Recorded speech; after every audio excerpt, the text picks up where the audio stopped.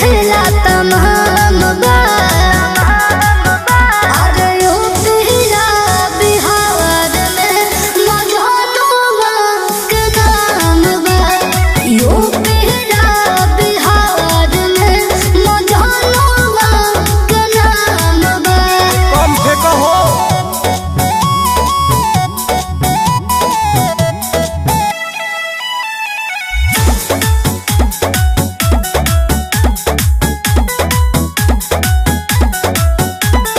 देलू ना भाव हमारा के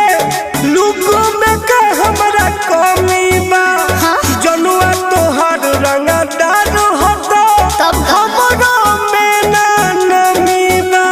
फाड़ के रख दे नमी बा जहिया पहर जाए पाला तो हम जाएबा अभी बारा गहरा माए तो ठंडा जाएबा अरे बक गेला शांत करेला घर में सब कर ओ करई है काम बा यूपीया बिहार में मजनुआ के नाम बा यूपीया बिहार में मजनुआ के नाम बा हमरो इंडिया में नाम बा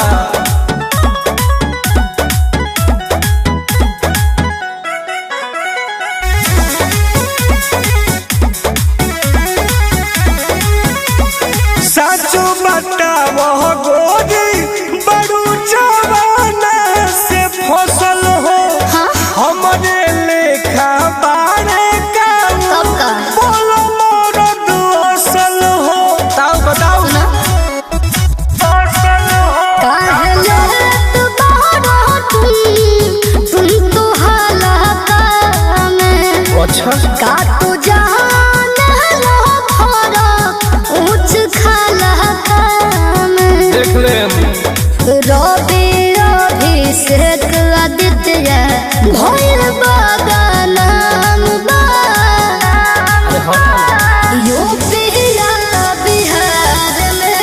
मजनुआ के नाम बा